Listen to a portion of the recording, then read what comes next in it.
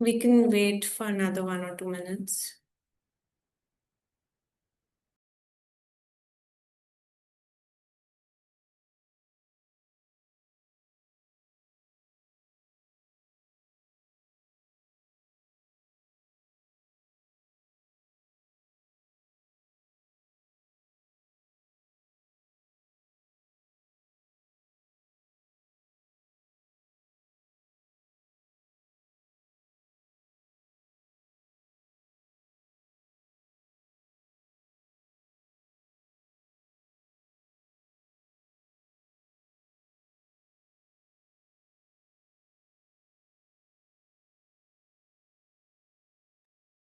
Okay, I'll start.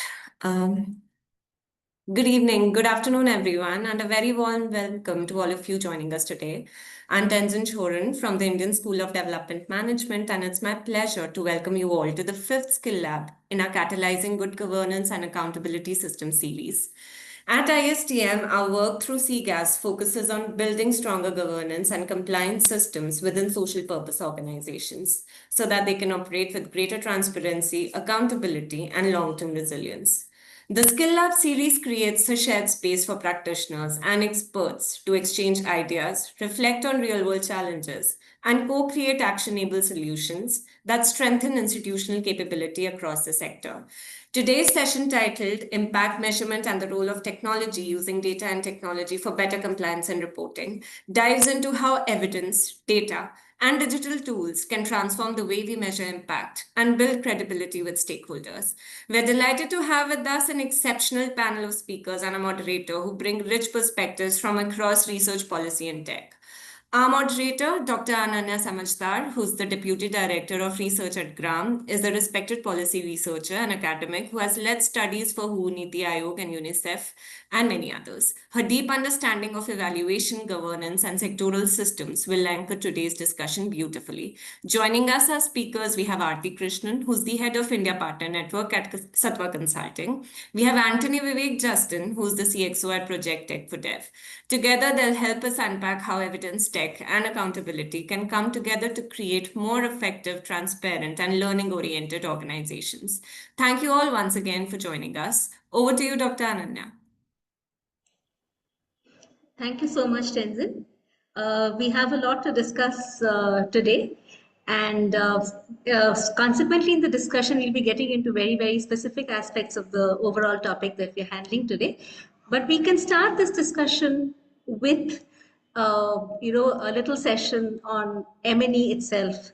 So I would just like to hear about 2 to 3 minutes of thoughts from each speaker, Mr. Anthony and Ms. Aarti ma'am here, on what does M&E mean to them specifically? What does an M&E system mean to them, and why is it so important for compliance, for reporting, and for project management? Over to you. We'll start with Mr. Anthony. Thank you.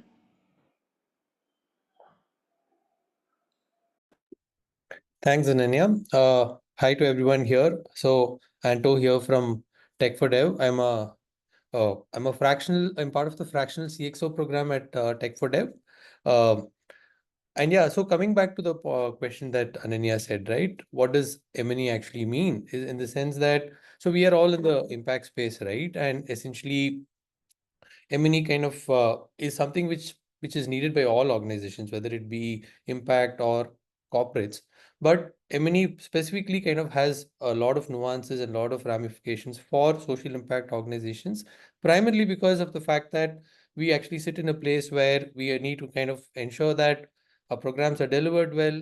At the same time, we also kind of give adequate visibility to the donors and the funding ecosystem to make sure that their money is being spent properly, right? So there are two masters here that we need to kind of cater to.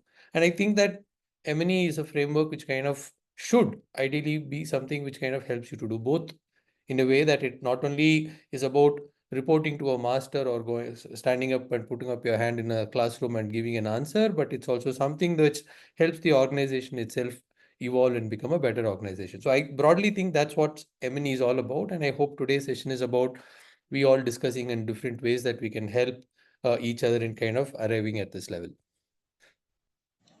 Thank you so much. Ms. Aarti ma'am, I would like to hear your thoughts on this topic. Sure. Thanks a ton, team, for having me here. And it's a pleasure. I'm glad I'm able to, kind of contribute some of the learnings that we are also picking up from the sector today, particularly smaller organizations. I couldn't agree more with what Andrew just said. I mean, nothing more specifically to add, but I wanted to just kind of highlight some of the learnings that we have had. So there is a time when M&E was, very program specific, and you're looking at it from a programmatic lens. Now I think it's an organizational problem. It's as good as a dedicated arm in itself from within an organization. It needs that kind of a mindset shift also for nonprofit leaders to look at it. And some key learnings, from an India partner network being a digital platform, and we run these M&E assessments just to get a sense of more like a pulse check of where nonprofits have challenges. And we have come across, issues where there is no enough or not much of a planning on a dedicated budget allocated for an M&E to run dedicatedly as a team, or maybe identifying a design structure for it. Organizations also have seen a lot of challenges with, establishing log frame approach, the LFA that helps them see from an activity to an outcome mapping all the way. And this is not like a small number. It's almost 60% of them do have as a gap. Then measurable indicators are continuing to be a challenge in several organizations where they are able to identify them in an isolated way to really demarcate your cost to the maps there. Tools are there, but I think usage of these tools are also kind of, specifically proving as a problem of how do you translate what you just learned in theory into a day-to-day practice and build that discipline over a period of time. So some of these challenges, I think, are kind of a standout to really for us as well to look at a problem statement that how do we help nonprofits see M&E as a function in itself? It's as good as a marketing or a finance or a HR or a strategic planning, so that it feeds into the larger operational and organizational agenda. So key insights is mainly how do we help organizations move from an ad hoc to a much more structured way of looking at an M&E? I think that's the big gap today I would like to highlight, along with what, and to called out as the fundamentals of what an M&E is. Great. Thank you so much. Many of these points are going to be subsequently explored in today's discussion as well. So you have set the agenda in a way, ma'am. Thank you. So just to sum up what has come up from Mr. Anthony and from Ms. Aarti, I think it brings out the essence of M&E and the utility of M&E quite well. So Mr. Anthony rightly said that M&E is not just about reporting to a master. It's not about just reporting to a donor. It's something that helps an organization learn. It's something that helps an organization become better. I think that's something which is very important for all CSOs to understand, that ultimately it's also about helping you learn and helping you become better as an organization. And Aarti ma'am has also highlighted some of the important points that M&E is not something which is just programmatic. M&E is now should be considered a critical organizational function. It should be a process which should be very well structured, well planned, well budgeted, and it's something which should be done on a day-to-day basis with discipline and with continuity. So these are the essential, I think, features and characteristics of M&E, which are already expressed so well by our speakers. Having said this, I think we can now get into the more specific aspects of the discussion. As you know, today's session does explore a lot the linkage between M&E, impact measurement, and the use of technology. So in today's session, we'll be really touching on the use of technology in a pretty big way. So that is the reason why I would like to invite Mr. Anthony to speak on this particular topic about the linkage between technology and M&E. So how does one use technology for successful M&E, and how can data and technology become successful enablers for M&E? So over to you, Mr. Anthony. I think you can take around 10 to 12 minutes. That should be ideal. And then we can have a discussion. Thank you so much.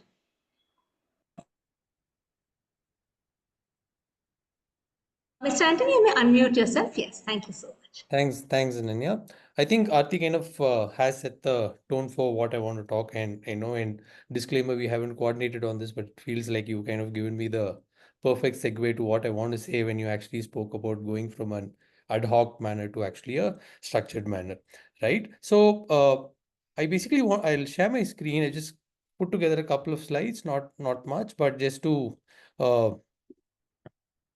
I mean, is my screen visible? Yeah, okay. Right. So just a sec.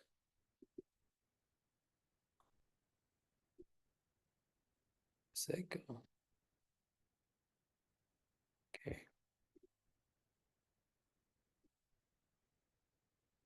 Yes, my screen visible? Right. So I basically want to kind of spend just 10 minutes on kind of talking about impact measurement and the way that a role of technology here, right? Uh, uh, First principles first. Before I want to kind of talk about the way in which actually M&E normally works, right? And again, there are a lot of organizations, people here who've been doing it. So maybe this might feel a bit prescriptive, but the way in which normally that the entire process works is that you basically start with data collection, where you this forms the basis of all that you basically do. Whatever is the data that you basically collect in your organization, basically you then consolidate it at some place, data gets consolidated data, then you basically visualize this data in terms of different ways. And then on top of it is when you basically arrive at your insights, right? These normally we look at, and I think this is what all of us will agree that these are there. Maybe some of you don't do some of these steps, but that's okay. But these are the four broad building blocks, which is there, which is pretty generic, which is commonplace. And and typically organizations go about it in this particular way, right? Where and this is how an implementation happens, that you look at collection, consolidation, visualization, and insights. I mean, if basically when you talk about data collection, it's about the data that you collect from the field, data from your beneficiaries, the program field officers who collect it. Data visualization, typically we also talk about how can I visualize this data. These could be reports, these could be dashboards, etc. And insights is basically what we actually do about this. Now, one fundamental thing that I want to basically establish here, in the sense that though most of us kind of understand this, what we actually see from the what actually happens is that people also not only do implementation like this, they also go about design in the same way. Whereas the main thing is that I feel that design has to be the other way around, right? Essentially, though these are the four building blocks, very often organizations also look at designing the system itself from ground up, going up to insights, which I think is the biggest problem that most organizations face, irrespective of how big or small they are. We feel, I mean, it is our experience that first we need to understand what are our insights. And when we say we start from leadership has to be very clear in terms of what is it that we call, what is it that we want to see. And again, I want to establish that very often this is actually driven from a donor mindset, where donor wants us to show this and that's what we do. And typically systems are built to kind of say that we do that and Mogambo Kushua, so that your donor is happy, but not that. Leadership needs to kind of also say what are the things about their own organization that they basically want to first see. It has to start from insights. Insights need to start kind of translating into visualizations of how they want these insights to look at, which in turn should actually define what is the data that we want to collect. If this is what I want to see, what is the data that I want to collect? And then you go and decide and figure out how you basically want to kind of build your data collection systems in themselves, right? It seems very straightforward, but what we see today is that we see various approaches where this particular paradigm is actually broken. Most organizations, right? I think I kind of have this term, I call it as the fish trawler methodology, where at the beginning you just collect all the data that you can collect, because data is gold, it will be useful somewhere. What happens is that your data collection systems themselves become very complex, very big, and primarily because your teams do not understand the reason why they're collecting this data. Very often that these systems do not actually persist, and they tend to break down.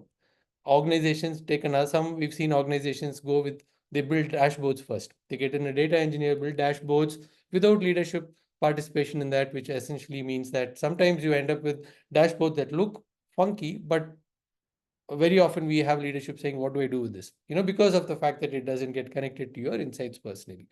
And I also want to call data consolidation as maybe even the runt of the litter, right? Because very often organizations don't look at data consolidation at all. There are many of them don't know that this has to be done. And organizations who know that have to be done go about in maybe different ways of solving it, right? Some of them try to do it as part of their own data collection process, where they try to collect more data so that all the data can be one, which kind of breaks down. Then there are organizations which let their data sit in multiple silos, but then think that we can connect it at a dashboard level. And where the process itself becomes very cumbersome to maintain, eventually ending up in dashboards that are actually not built.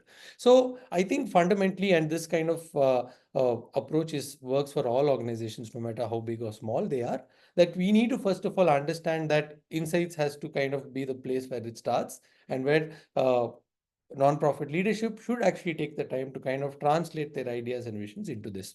And this again takes me to the next point, right? Very often, this is a question that asks us, how do we even start?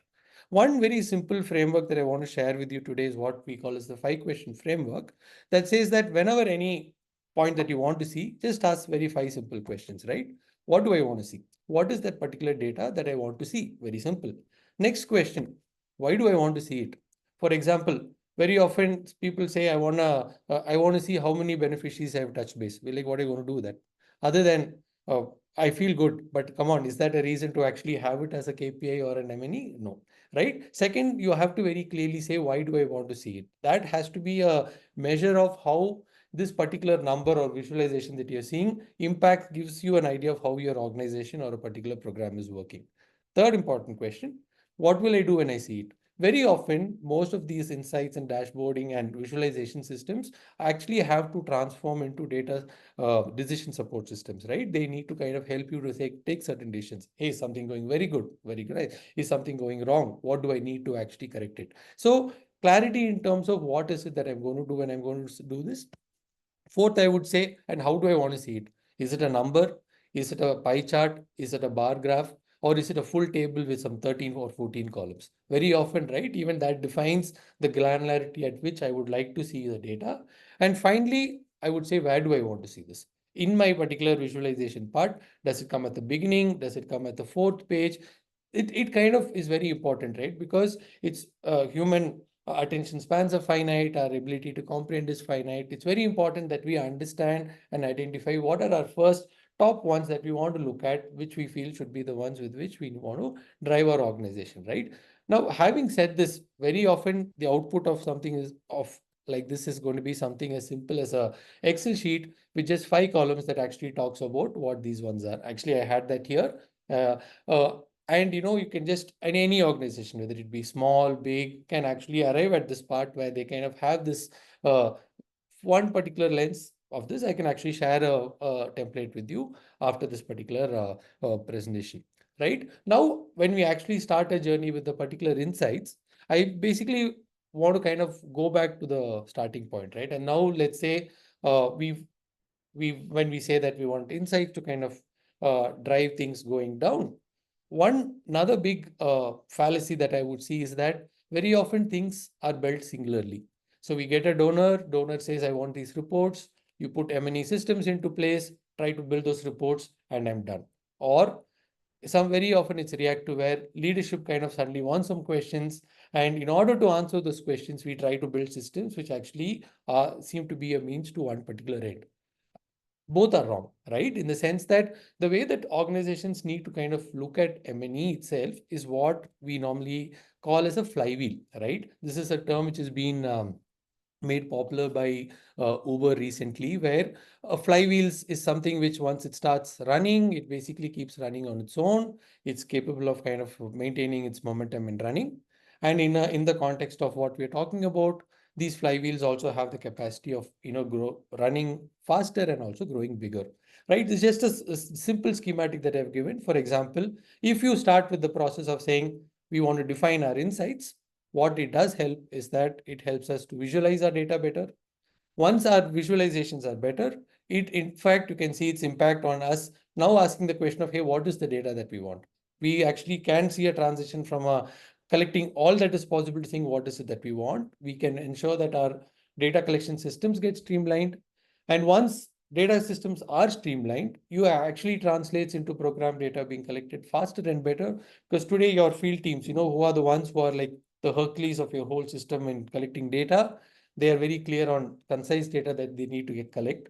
And one advantage of actually doing that is that once your streamlined data is collected in a much faster manner, it also enables your programs to have faster feedback loops, right? So you get feedback about whether your programs are going right or wrong much faster, rather than it coming up in your board meeting later to figure out that, hey, maybe that process could have been better, right? Faster feedback loops also essentially mean that your program delivery itself can be tweaked, can be improved over time, that your program delivery gets faster, which in turn means that your impact stories are stronger, are bigger, deeper. If you're working in a finite geographies, it helps you to go deeper.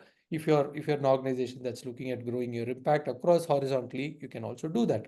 And that again, what it translates is that you as an organization have become capable of being able to collect more data. You have systems in place which not only know what to do with data, but it's also increased your capacity to actually collect more data. I had actually built a similar flywheel that spoke to CFOs, where we spoke about how this helps in more donor funding. I'm not going to talk about it here because this is M&E, but once you have more data, it always gives you a chance to go back to the drawing board, relook at your insights, and figure out how what more insights can we actually get from this data, right? So the lesson, or maybe the point that I want to lay out here, is that do not look at these as finite, singular, one-time systems. They have to be systems that continuously run. M&E systems have the capability to improve themselves as they run. They have an impact on the collection of data, how your program are being delivered, even without it having to go all the way to the top and coming back as a narrative. And finally, it can actually help you in actually delivering your impact more. And the corollary of all that is that there are systems which will help you to promote or publish your work in a better way, and then that kind of becomes where your M&E cycle itself becomes a success story in itself, right? This is, so don't look at it as a single point, look at it as a flywheel which is capable of doing this. And finally, again, maybe there are some people or some of you having questions like, okay, where does this all translate, or how do I do this? Is when today we see is that for each of these particular layers, there are tools, right? And today, one common thing that we notice is that organizations don't know what does what, right? It's very important, first of all, to understand where in this particular layers does this tool actually sit. So if you look at data collection, I've just put a few names. There are much more. These are the more common tools of different costs, different capabilities. And it can be something as simple as an Excel file for smaller organizations to somebody who's using very complicated data collection systems. It can be WhatsApp-based chatbots. It can be offline, online. There are the moral of the story is that there are solutions that fit for all different sizes and pocket sizes too. Now, similarly, on top of data collection, there is a layer called data consolidation. This is actually a place where there are specific tools that are used that can actually be used for consolidating your data. And when I say consolidating your data, this could be bringing data from multiple places to one place, cleaning your data, making transformations, removing redundancies that are there in the data, so that your data actually starts looking more concise, more in a structure that you can actually use it. And on top of it, you then have data visualization tools. Again, there are many. You've got free tools like Looker Studio. You've got open source tools like Superset and Metabase. And then you've got paid softwares like Power BI, Tableau, Zoho Analytics, etc. All of them are capable of actually helping you in this space. But the reason for putting this up, right? Maybe I also got a feedback that this is a very busy screen, there's lots happening, is that the point is there are tools available for each of them. There are different tools available for different organizations based on their budgets and capabilities, but the framework remains the same. You have to kind of look at the system going across these layers and then identify these tools and put it. So when you want to go back and look at your own M&E processes or journeys that you are, have we looked at these 4 layers? Have we looked at it? Do we have the right tools at the right places? There may be cases where if you're working with something as simple as you can actually build this entire framework with just a Google Sheet and a Looker Studio. Works, fine. But when you start looking at more data, then is when you actually put on a data consolidation lens, right? So ideally, the point is that, look, this framework or this approach has to, if it is in place, it gives you a very high chance of success in doing this. Again, some of you might have said there is the insights is missing here, because very often insights is something which you derive from the data that you look at. And but today this is a world where any such presentation kind of seems incomplete without the mention of the word AI, right? So today what's also happening is that there is a role of AI here. I deliberately did not talk about this because I did not want this session to become more pulled towards AI and what it can do. Today, what is also happening is that maybe compared to the years of past, organizations have the chance of actually using AI across this framework. So today, AI can help you in data collection. It can help you in data consolidation in terms of cleaning your data, bringing it together. It can help you in building your dashboards, improving them. And fourth, it can even help you to kind of arrive at certain insights with this, right? But for those of you asking, is there a shortcut? Can I just do AI and do away with the whole thing and then get the whole thing? The answer is no, right? Unless you actually have a method to the madness of actually looking at it in this particular way, it AI is not going to be a solution to this. Even in the whole tool ecosystem that you're looking at here, right? You would find that each of these tools themselves have started adopting AI. So even in terms of the way that you maybe use a Dalgo or a Tableau or Metabase. Today, they've brought in their own AI plugins, which will help you to use AI in terms of using these tools specifically. That is a great way that you can actually look at doing use AI. There are also tools which help organizations. Say, for example, for organizations who don't even know where to start. Today, there are AI platforms, Julius.ai, and there are many things, right? Where you just go and say, hey, I am this organization. What should be my KPIs? It does give it back to you. But again, use this as a stepping stone, but don't let it not replace your actual thought process, right? Because as leaders of social change, you would have identified specific areas to work where you have some specific interventions or change that you want to bring. Those should actually drive the insights that you're actually bringing into it, right? So broadly, this is what I wanted to share with you, in the sense that think of a process to approach M&E, even in terms of arriving at tools. I have organizations that ask, what tool can I use for M&E? That's not the way you start, right? You start from first principles first. Insights should drive visualization, should drive your data structure or your architecture, and then goes to your collection. Yeah. So broadly, this is what I wanted to share. And uh, yeah, so I hope that I'm leaving you with this point of understanding and giving you a framework how to go about with their journeys, and also to revisit it and to kind of look at it, and also have a better sense of what tool fits where and how do we actually go about this. Thank you so much, Mr. Anthony. That was wonderfully said. And I'm sure what you have said will be very, very useful for our participants today. I learned a lot from your session today. I think at this point of time, we can have some of the questions. Okay. And I would just like to share one or two questions with you, and then I think we can take the questions which are coming in right now. That I'm sure some of them are also on the chat box, but some questions had come in before as well. So from there, I will just share one or two questions with you. So one of the questions that we have is that what are the common challenges that NPOs, social purpose organizations face when they set up their first M&E system, and what could be some of the ways of going around Right. them or dealing with those challenges? Right. No, I mean, this is as I told you, right? One, very often organization, the purpose of why you are building this, you know, it very often we identify that it's a reactive or it's a pull from a donor, and it's not intrinsically part of your own entire process to do it. And again, right, might sound philosophical, but it's better to learn things when you're small, right? So it's like, rather than teach a grown-up kid a language, it's easier to teach them when it's small. So organizations are getting started. The earlier that they bring this whole concept of M&E being a framework to help them to work function better rather than actually serving somebody, it is actually very important that they actually do this. We feel that the whole purpose of where the role of M&E in their organization, and this is something that Ananya, you also spoke about first, right? What is it for us? It's very clear that many organizations need to get it. This is more about a cultural aspect rather than being a technology aspect or anything like that. I think that's very critical. Organizations who have understood that seem to operate well, kind of, use it for internal growth as well as for reporting. That is actually one thing. And I also think there is this entire concept, I would say, myth that small organizations don't need it, right? Let us become a particular size and then let's go in for it. And very often this process is actually fueled by the cost of the technology. We are the culprits here because we come in with some price tags. You look at a dashboarding tool and you find out that the license cost is prohibitive, and then you say, okay, we are small, we'll do it later. No, right? That's not the way to do it.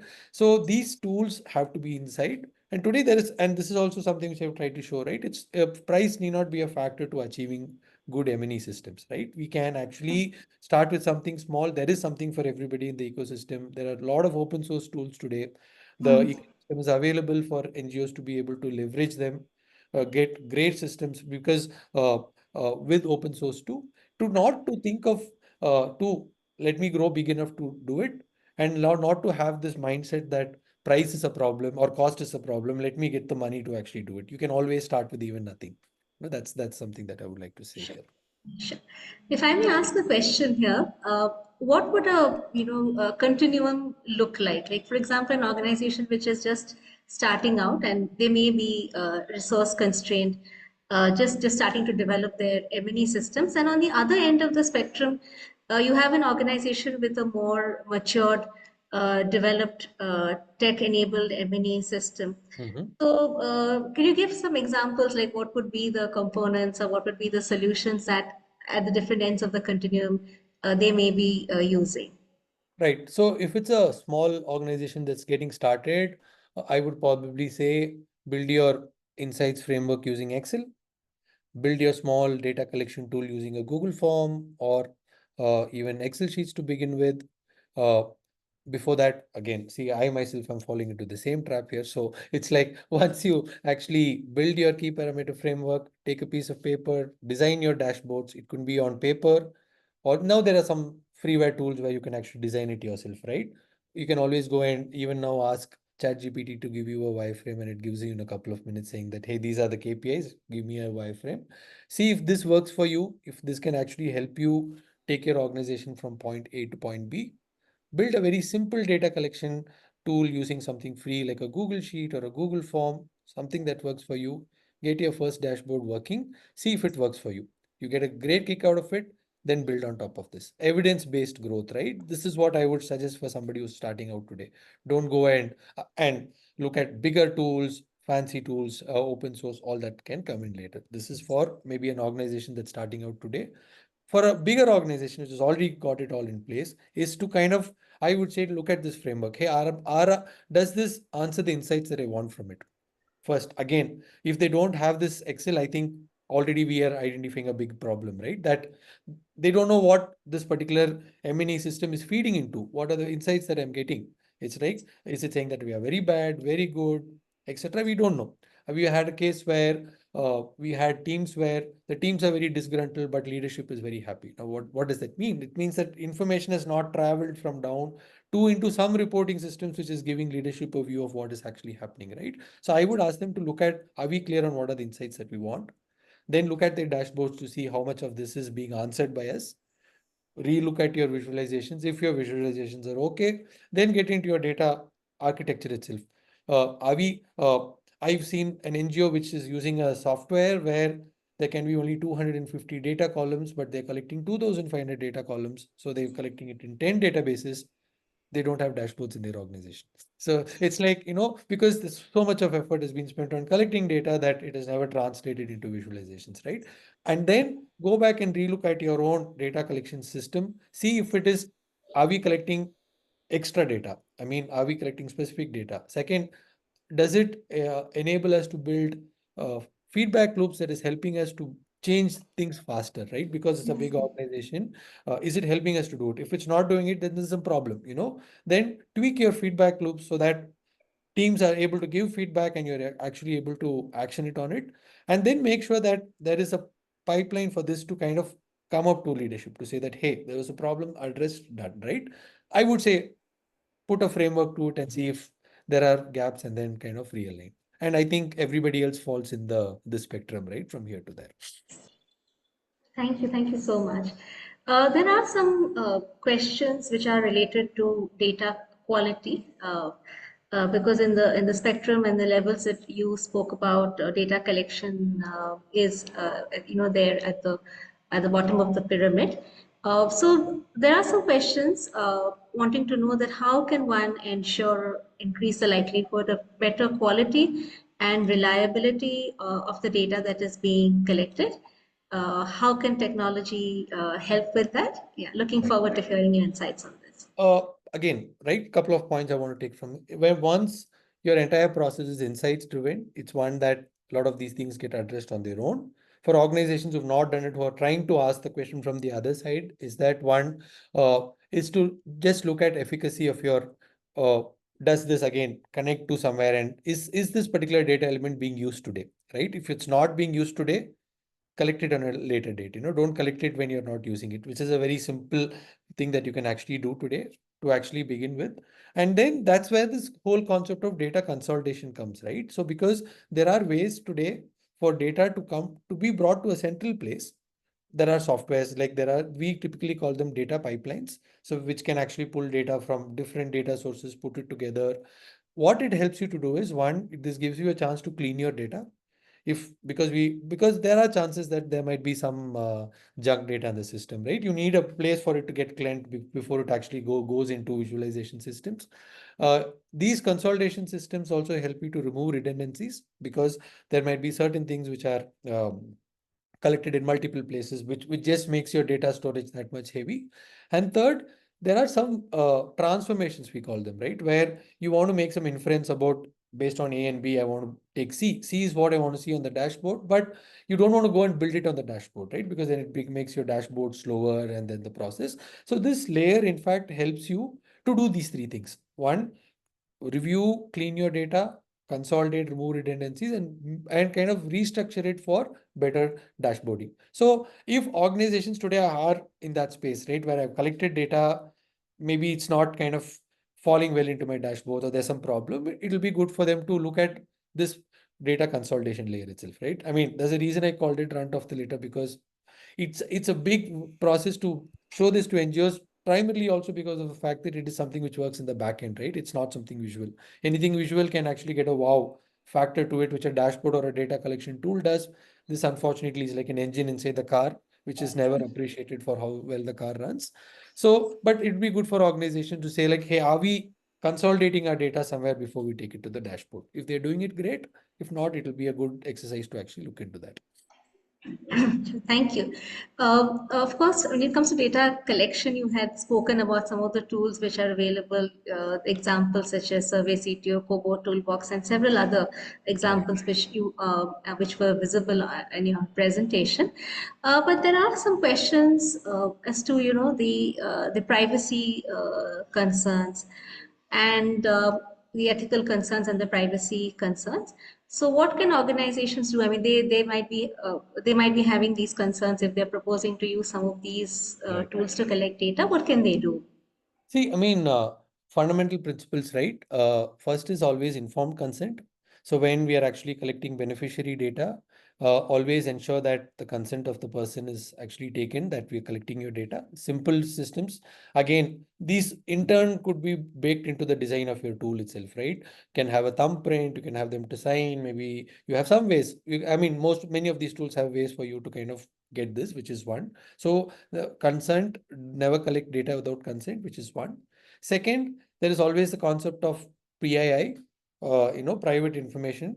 So whenever you actually share data or you actually put out dashboards, always do it at a rolled up level, so that none of these private PII that you've collected is visible at the top level, right? Whether it be to your donor or anyone, that they always get a consolidated information where this particular PII data is not shared across.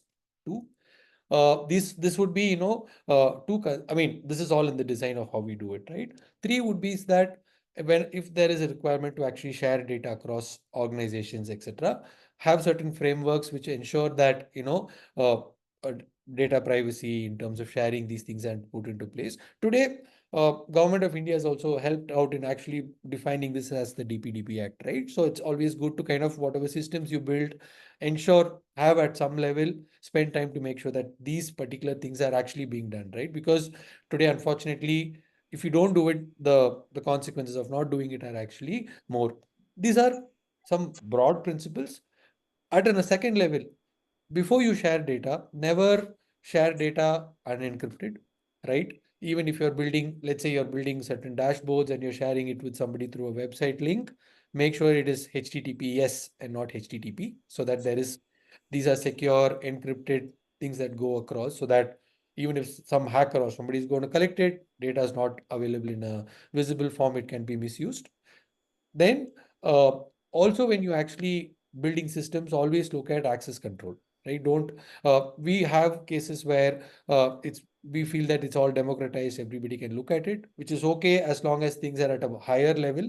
But access to granular level data has to be kind of controlled in terms of you having some process inside of access control of who accesses what, etc. I think those are some basic ways that, and again, very simple, right? Like not somebody not see something which they are not supposed to see. It's like it's as simple as that. It can confuse, it can be misused, right? I mean, just making sure that we kind of build these systems into place is actually some of the things that can actually be done from a security and a privacy point of view. Thank you. There's also some comments of appreciation for your session, especially the tech-enabled flywheel for M&E that you spoke about. I think it has resonated with our audience. And then there is a question. I think there's one part of the flywheel which needs a little bit of explanation, possibly. Want me to bring it up? Yes, I'll just, yeah, you can show the flywheel. And the aspect that I'm just going to ask you, this has also come from the audience on the chat box, is about collecting, because in the flywheel, we have this thing about, the entire process. And we may, as we look at it, we may need more data, we collect additional data. So the question there is that, like, is it about we go about collecting data on new heads or new items or new variables? And how does that align with the priority of data minimization? So Right. that's a So question that we have. great question. I mean, I kind of want to kind of circle back to saying, right? Never collect data without an insight driving it, right? Though, whenever you collect any data, when I said collect more data, essentially it also meant that because you're actually working across more areas, and if you get some insight, hey, there is some more data that is available that maybe initially we are not thought of from the viewpoint of an insight. Don't collect it before you actually go back and ask this question of what's this new insight it's giving us, right? If I want to translate this into examples, let's say you're collecting data about children going to school. You are initially thinking about the attendance rates of children, and then suddenly you find out that there are certain areas, certain schools where there is no electricity for some time, like, and you identified it and you want to collect it. Don't collect it because that's another data point, right? See if that particular data point is there is an insight that it's going to feed, right? Go through the whole process again, go and say that there is some data available which could have an impact. What is there an insight which you're going to drive? If it is yes, then go about it, else don't do it, right? So I think it's just a method to the madness of saying that, because, and I understand where you come from, right? I know I'm part of your ecosystem, get excited when I see a few more data points, immediately your mind is working on, hey, what can I do with this, right? It always is good to go back to your principles and say that if there is an insight that I can derive, if there's an action that I can take on it, and if there's a particular way in which I would like to see this data, then go and collect your data, right? Else, just let it be, is what I would kind of recommend from my end. Of course, there could be other schools of thought, but this is what I would recommend to the audience here. Wonderful. I think that was really useful from the point of view of having a well visioned, a well planned, and a streamlined system of M&E, which is very purposeful. So we will definitely be having more questions at the end. But right now, for the moment, I'll just pause with the questions because we'd like to hear Aarti ma'am as well. So we are now getting into another dimension, another aspect of our topic today, which is on the financial part. So when it comes to M&E, it is not just the programmatic aspect which needs to be elaborated, but also the financial aspect. And sometimes this part also, we see that the programmatic side and the financial side are sometimes fragmented or they are delinked.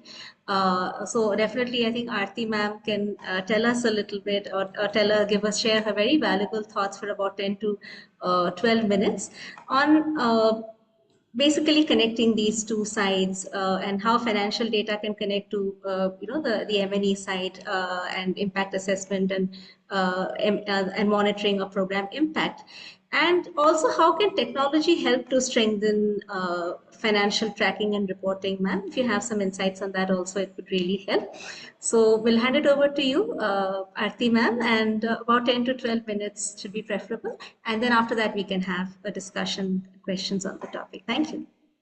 Thank you, Dom and Ananya. And after Anto's session, I think he's covered a good amount of the diversity of the challenges that we typically see. I'm sure most of the questions are answered, but I'm no M&E expert, but I would like to just, kind of summarize a lot of learnings that we pick up when we work with nonprofits, the kind of conversations we have had. And like I mentioned in the earlier observations in terms of the key gaps that we have observed between a donor expectation to what nonprofits are looking at the problem statement, how this kind of a stakeholder mapping, what are the big gaps over there?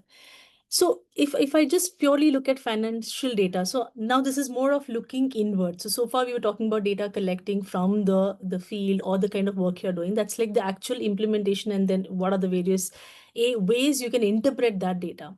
Now this is more, I feel it's like looking inward, and it's in a way it's like a marriage, to be honest, where you are actually trying to not see any more of a grant or any the such financial need, more like a back office thing. It's not a balancing book or audit practice. It's more of how do you really bring finance to emerge as a powerful tool to identify, what are the things that are really working for you? Where are your big gaps? What is it that you did not factor so far?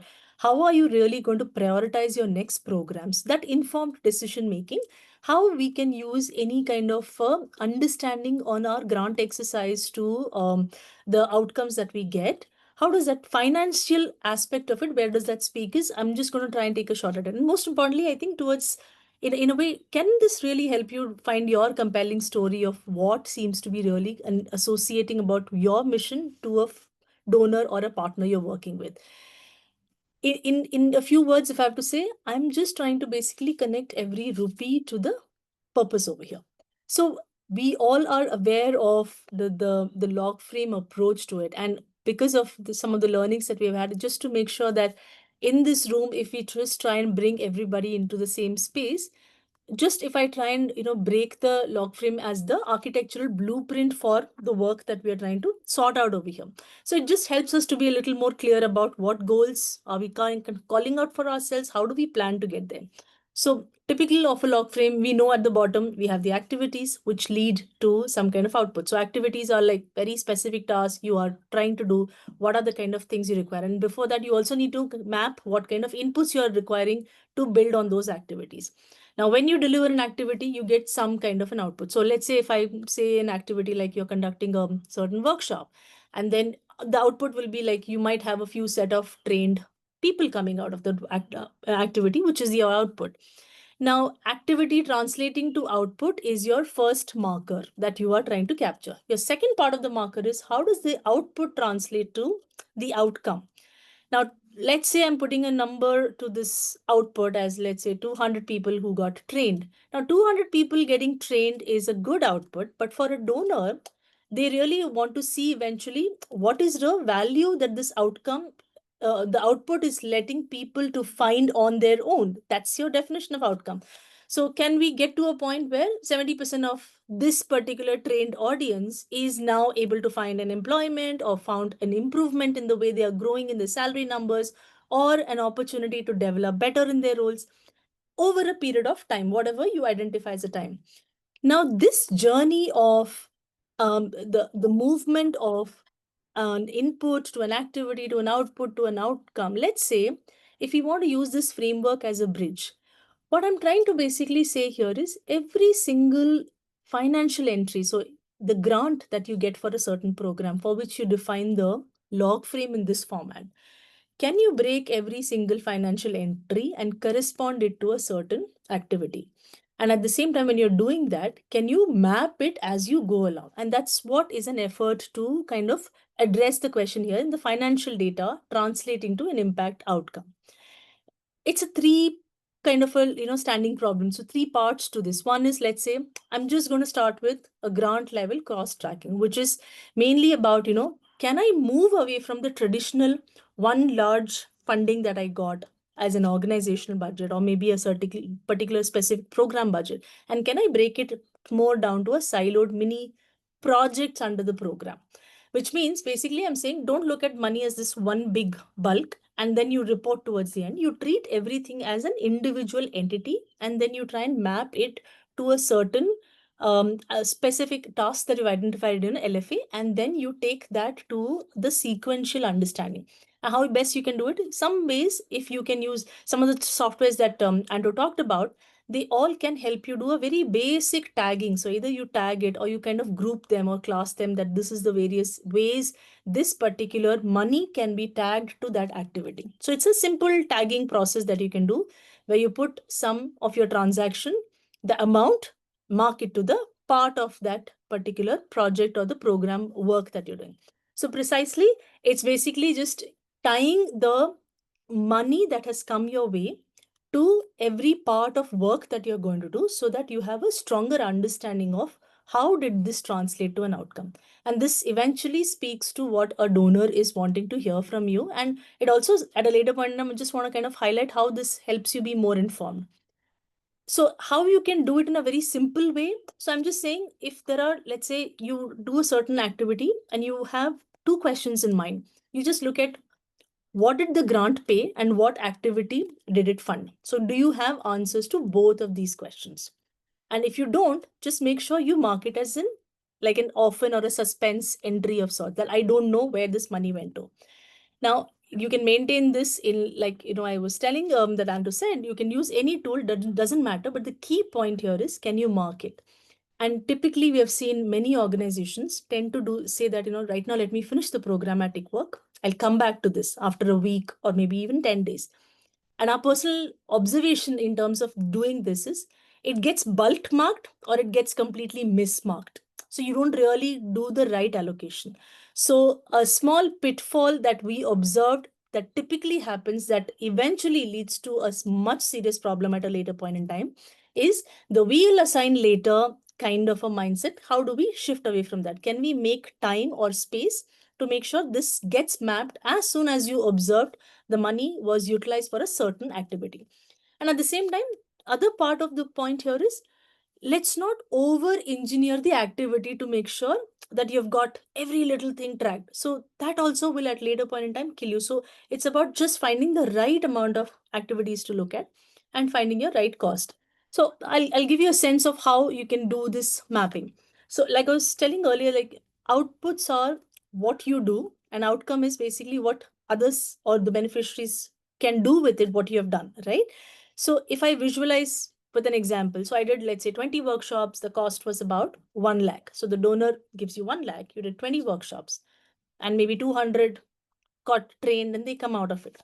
So if I just pick up these big numbers, so 1 lakh is a spend, and you kind of brought in some inputs to that. You did 20 workshops, 200 people got trained, and to that you have managed to get to a point, maybe 3 months or 6 months down the line, certain percentage, maybe I'm just saying 25% or 40% of these trainees have had a certain growth, right?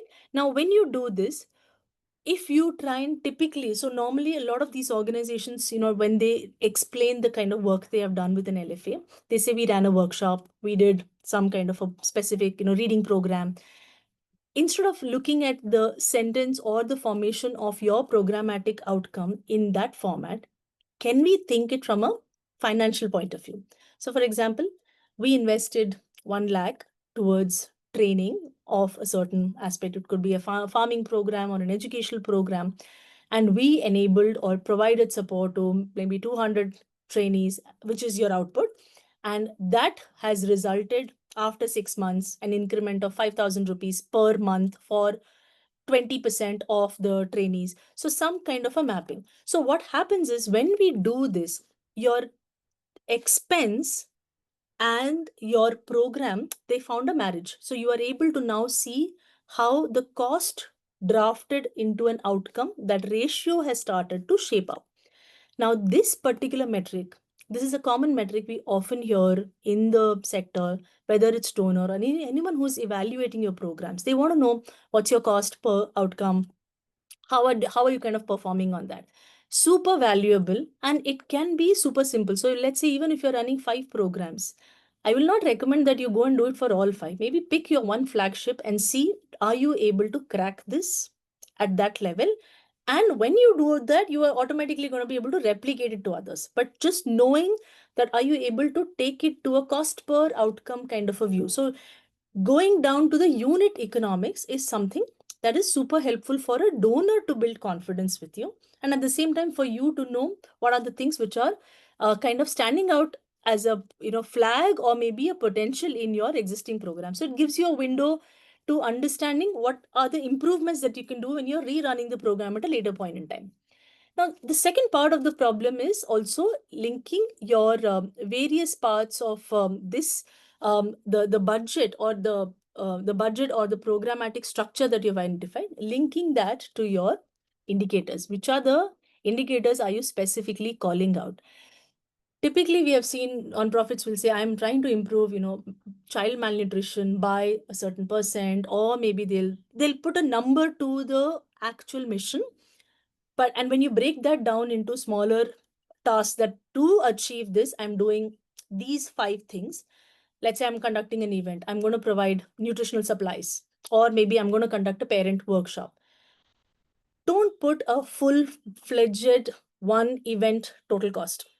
So when we look at some of these sheets, when understanding the financial breakdown of how the program got structured and the spend was managed, a total event will have a one big bulk number. So there are rest computed through bills and vouchers, but it goes in as a one big bulk number. Is there a way that you can try and have a slightly more next level granularity to know where the spend was? So for example, distribution by itself is a huge cost. Are you keeping a separate eye on that? Travel and logistics for people who are going for training is a huge cost. Any kind of additional tools or any infrastructure that you use to conduct that particular session or conduct a workshop, there is a cost to it. Are you keeping a close eye on that? This is more of an internal, like I said in the opening, this is more of an internal retrospective view of where are your allocations not being completely understood well, because not everything is going to translate into a direct outcome. So there are certain supporting costs which are indirect and they will play a role in the outcome.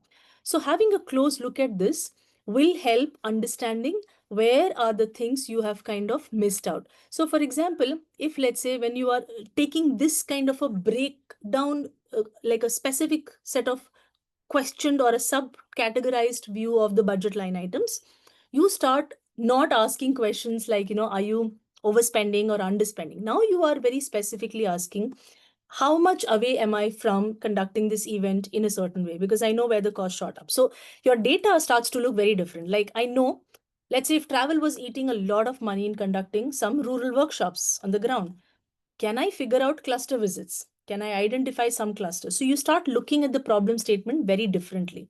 So the money here speaks to the gap that you're observing in your LFA kind of a reporting structure. And that can be only happening when you are capturing it at the money level. So it's important to have this kind of a program and the financial view tying together at every part of the activity. Now, when I said this, I also want to kind of highlight 3 to 3 key, I would say maybe ratios that we typically hear. One, like I said, the cost per outcome, which is basically what is it that you manage to give to the community, which could have its long-term sustainability for every single spend. That's the happy number for every donor. But additionally, you also need to have a sense very close. That's more for the nonprofit leader. What is your cost per output? When you are getting a certain output, outcome is more for a donor to feel happy, but for a warning bell for a leader to understand, am I spending a lot more for a certain output, which is not going to translate significantly for an outcome? So when you're looking at an LFA from your impact like beneficiary based point of view, you also need to do the same mapping from a financial point of view. This will help you see as an organization leader, are your programs very well strengthened for a sustainable run over several months or years? If not, it's a call for an action from the nonprofit leader itself that this is something may not be having a long standing, or you need to have a relook at the budget. And the third is typically the much more reporting questions on your budget to your outcome. How much is your adherence maintained there? Are you keeping a close audit on that? Now, while I said all of this, I'm also thinking, we have had many nonprofits come back and ask us, this is great, but can you suggest how do we really do this? We are small organizations. I don't have resource. I don't have budgets, or I can't make time between my programs and the daily grind of what comes our way. Maybe no, I wouldn't kind of specifically recommend a tool. I'm just going to emphasize on the need for consistency. It's like a discipline to follow. It might sound difficult, but it's a starting point. It's basically, can you as a leader and your team, can you agree upon telling yourself that we are not going to kind of put this aside and let's have a compulsory 1 monthly meeting that's like your marriage window, where the program and the finance person sits together and gets these numbers aligned. Can this be like a monthly check-in? Maybe 45 minutes, maybe half an hour, or you want to do it twice a month, break this down. Either ways, which works, which is basically the budget, what you agreed upon versus an actual from an LFA standpoint, an activity-based, ID-wise mapped done to the outcome if you're gathering outcomes already. So if you're still at the midline, if you're not yet at the midline level, then it's still at an output level. But if you're going down, you need to kind of also keep a close eye on the impact side of it. Now, when you're doing this, this is basically enabling over a period of time. So first few meetings you have seen, it may not really result to what you are getting into. But consistently pushing through that forces a conversation between the finance person, whoever is looking into the budgets and the accounting structure of it, to the programmatic team. This conversation needs to happen. It's just like, some important decisions have to have difficult conversations. So you need to make this it's a behavioral shift, I would say, that this conversation must happen even if you have first few like strikeouts and things did not work out. So push yourself 2 to 3 times. The fourth one is likely to be definitely better than the first one. That's one key observation, I thought I'll call out away from some of our learnings. The other aspect is we have seen many nonprofits maintain multiple sheets. There is a grant sheet which is separate, the LFA is separate, then actual where you're doing the allocation is separate. Can we figure out a super simple system to maintain these in one sheet? Because then it's a view for both sides of the team to really know where the gap is kind of showing up. And which is why I said, don't start with all your programs. Pick one flagship program or a program that is new and you have a full control of it. So either you are able to introduce the system in it because you are familiar with the program so well, hence the flagship, or it's just started, so you are right in the early stages of setting up a process in a simple format so that you can test it.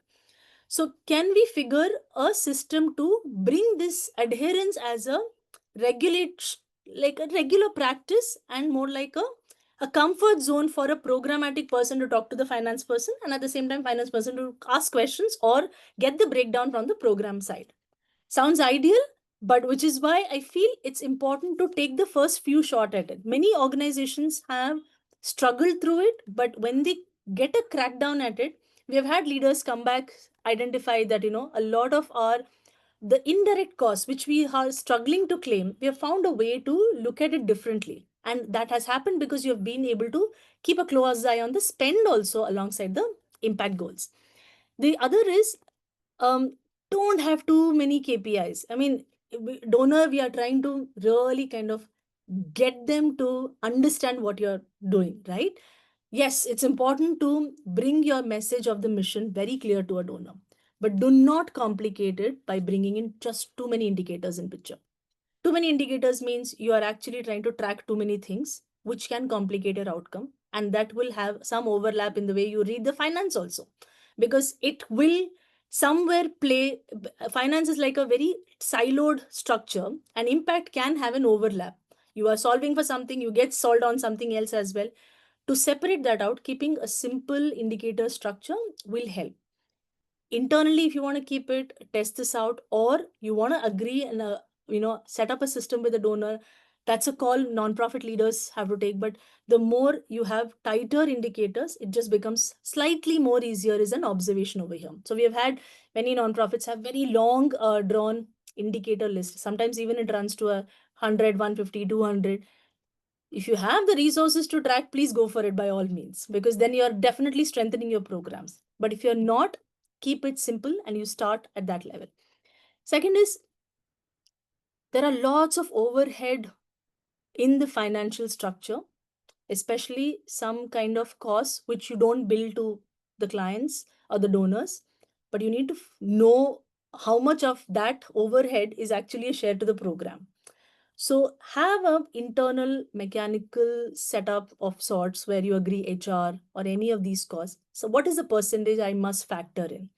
So let's say even if it is not getting budgeted, but at least at a programmatic calculation, is there a way can you factor that cost in just to see, is it an overblown by the end of 6 months, 9 months, or we have managed to kind of maintain the indirect cost contribution to a steady rate. So it gives you a sense of how much of an indirect or the overheads that you are looking at, are they kind of biting into your program cost, which is really draining you out as an organization in the long run.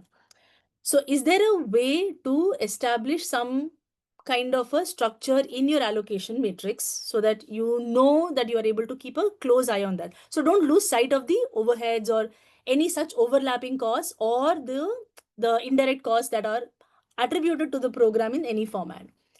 And maybe I think a few more minor things which we have generally seen is a lot of double entry problems happen.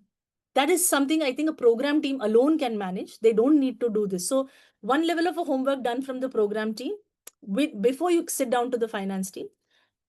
Even if you can't do it once in a month, maybe at least once in 3 months, take a quick pit stop just to see, am I too much away from it? And the third part being, a lot of these definitions also evolve because programs are getting, every time you are doing something, you're learning in the process. So definition changing should have a certain fixed window, because then that impacts your cost. The moment you change something in the process, or maybe you realize that, oh, I need more resources, and hence now this is how the workshop is going to run. Did you factor that in, or did you inform your finance team about it, or whoever is handling the structuring of your finances? Is that person aware that now you have these extra costs? That kind of a closer look at even a month level helps. But if you can't do it, then please don't change the definition for at least some period. Stick by that to see after some point in time when you change the definition, how does that really translate to a shift in the budget to the outcome, the cost per outcome kind of a map. And yeah, just keep, most important of all, very close eye on the orphan expenses. So many times when the audit happens, a lot of these suspense expenses which did not get marked. So they sit with an auditor and they tally. There are a lot of gaps which are typically found. They'll say, where is that 5 rupees, 7 rupees? Sometimes even it can be like really lot of smaller values adding to something big. Just a general sense of, if it did not get matched to an activity, put it in the suspense account or an orphan entry, but make sure, see that orphan entry doesn't go way too much away. So bringing the LFA continuously in the centerpiece with the activity to the money, the trail of money and the activity as one common thread, when that kind of starts to happening, that is when you are able to really see the difference here. So I feel in a way that this is not a accounting exercise, but it's about how do we learn to create an accountability culture in our programmatic structure. That's how I would maybe just want to summarize. And because this will really help building a long-term trust. So it's not a tool problem, but it's about the consistency and simplicity that you can bring to your process. Sounds challenging initially, but I think the first few shots, even if you fail at it, just keep playing the game. Don't give up on the plan is what I would like to, say and close this share from my end. But I'm happy to get some thoughts and questions as well. Thank you. That was absolutely brilliant, Aarti ma'am. Thank you so much. And there's so much learning there. There are some questions from the audience. I also just have a question. Sometimes, ma'am, before even at the outset, we do write proposals, which is sometimes in response to a call for grants or whatever. There is a particular program proposal which is written, and we do prepare a program budget also at the outset. So when we are preparing a program budget at the outset, when we've not got into the implementation, should we be informed by the kind of approach that you spoke about, or at that time, is it like, should we definitely try to map all our, because we usually follow a line item approach. So do we try to map that and think how it relates to activities, outputs, and outcomes? Activities, of course, we do relate to some degree, but we don't usually get into outputs and outcomes at that time. But yes, now that we've heard your session, I'd also like to hear your thoughts on this. Yeah, it can get tough. I wouldn't deny that. Yes, at a proposal level, then translating it to actual work on the ground, there are these challenges. But maybe it's a phase-wise approach. So there are times, see, not doing at all is the problem, or doing it in a bulk mode is the problem that I'm trying to highlight here. So don't see it as a one full event or one full workshop. What are the micro spends that goes into it, and you can slowly bake it. So it could be somebody, let's say, who does regularly workshops. That person could take a shot at identifying activities and just have your activity mapped to the bill just to see a pattern that's showing up. So it could be built over a period of time. It need not be a proposal problem, but it's about bringing it at a smaller, broken down, siloed level of implementation. Yeah. Thank you, ma'am. There is a question from the audience, which is related to the topic. So it says that we often find that certain essential costs, such as internal transportation and distribution, are not covered by donors. How can projects like ours effectively address or negotiate for these overlooked but critical operational expenses within existing funding frameworks? It's a standard problem. I will not, say that we have solved for it. Yes, this problem continues, and different donors respond to this problem very differently. So, I mean, specifically, if I look at certain mandates which are set by the law, you really don't have much window to play there. But this is where I think data becomes critical. So when you know that certain kind of costs which are not being supported, and you are tracking them, and you see it's not like a 5%. In fact, 5% also can hit in many ways in a certain programmatic cost. But let's say it's not a negligible amount, but for your program, it is a significant amount. It's important to bring that out with the data. So the data is what is helping you build that transparency, which is why I'm insisting that start collecting it today. Maybe pick up only few activities, few KPIs, but collect that data today so that your next conversation with the donor is an informed decision making. You should be in a position as a leader to take a call. I don't want to bite in, or I want to bite into this or not. Right? And I don't think it's not a donor's block only and from the law point of view, but it's also about how much are you being transparently talking about it. And you can talk more confidently only when the data speaks to you. So taking this initiative today gets you in a slightly better negotiation window with the donor to find ways and means. Sometimes even donors do recommend also. See, they are also interested to be a part of this system and figuring a way out. Even presenting problem at an activity breakup, it could be a travel logistics issue. It could be some specific skilled person you require. You need to hire them temporarily for the role, or you require a specific material, that is to be required for a certain activity that needs to be done on the ground. Either the donor supplies or you figure it out. But knowing that cost and how repetitively this keeps coming back into your program, I think that frequency and the depth and the width of it is the big data gap, which is not letting the nonprofits break into this conversation much more comfortably with the donor. Thank you so much, ma'am. Thank you. So we are running actually pretty much on time, and we had such brilliant insights and with pretty good time management. I must actually thank both the speakers that, within the short time we have had wonderful insights coming in. So now it is incumbent on me to just sum up what has been conveyed by Mr. Anthony sir and by ma'am, by Aarti ma'am. So just a summarization. Along with that, we will be having some comments from my side also on M&E. Because we are we definitely keeping a linkage with the broader theme of M&E, not just on technology and the financial side. We're delving into these specific aspects, but we're also keeping a focus on the broader framework and paradigm of M&E and how can the NPOs manage their M&E framework and their M&E systems and processes, while kind of keeping in mind their own priorities, and also while keeping in mind the donor preferences and the priorities. How do they do the balancing act? So we'll have a little bit of discussion, maybe some comments from my side, and if there are comments from ma'am and from Mr. Anthony sir also, we can have those as well. Yeah, so I'd be happy now to just provide a very brief summary of what has been said, just to recapitulate. So we had a fascinating session from Mr. Anthony, and there was an important emphasis there on the design of the M&E system. So it's important to start off with the insights. What are the insights that we want to see? That is really the starting question which NPOs must ask.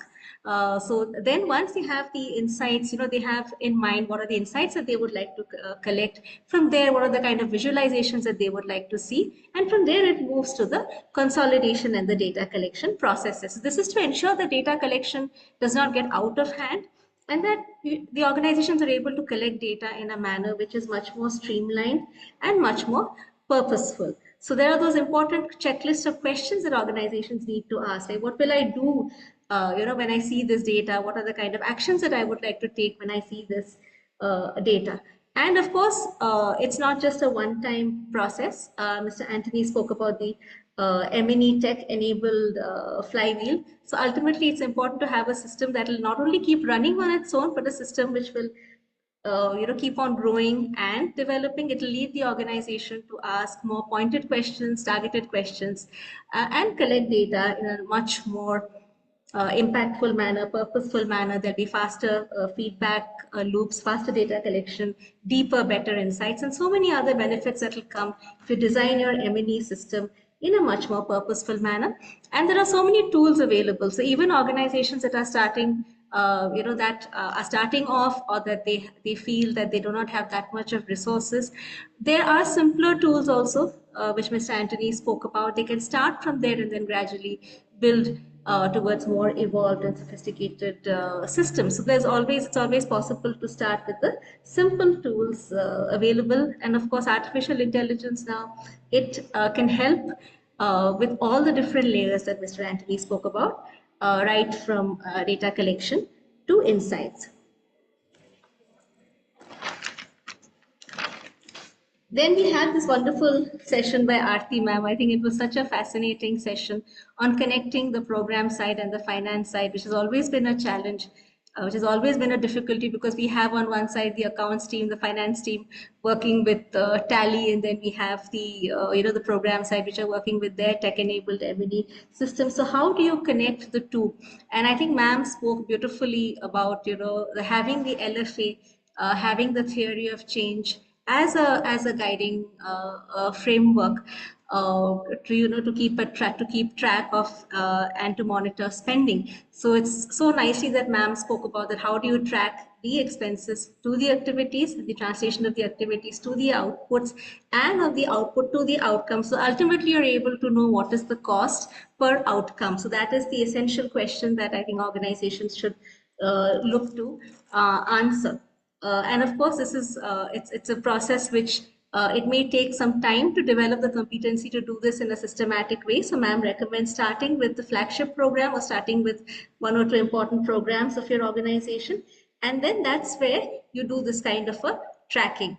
And there are softwares available to do it as well. But ma'am did not only speak about the technology-based solutions to this. It's sometimes a matter of a conversation or a dialogue between the program team and the finance team. So even something as simple as having a monthly meeting, which ma'am says between both the teams, 45 minutes to an hour, will help in a more efficient and transparent tracking of expenses and linking them to activities, outputs, and outcomes. And one of the important lessons which came from ma'am's talk was about the granularity of expenses, disaggregating expenses, breaking them up, so that we know that for each, for example, training expenses, what are the direct expenses, the direct costs which are coming in there, which are the indirect ones which are coming in there, trying to see whether the indirect ones are actually becoming too high, disproportionately high.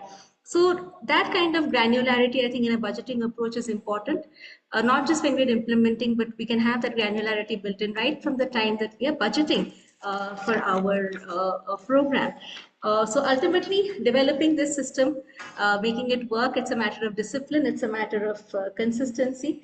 And I think organizations should be hopeful that with practice, they will be able to kind of grasp this and execute this. So that's so many useful insights there. We'll just kind of circle back a little bit to the broader focus on M&E. And the question here is, how do organizations kind of balance the donor priorities with their own thought, with their own thinking? They might, organizations, the NPOs, the NGOs might be having their own ideas about what constitutes outcome, or what constitutes impact, and how does one go about assessing it or measuring it. And on the other hand, the donors also have their expectations in this regard.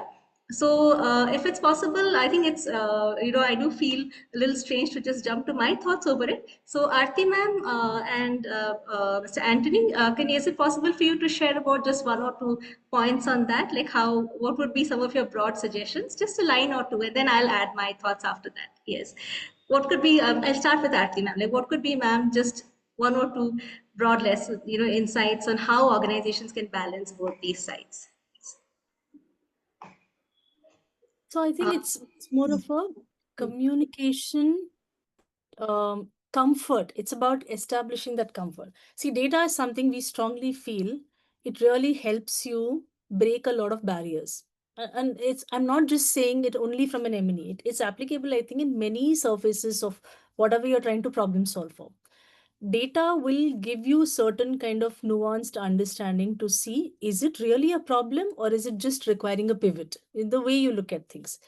Now, a lot of nonprofits typically say, I am doing a I really feel a lot of pride to see organizations operating in really limited budgets, finding ways and means to intelligently, navigate with what they have.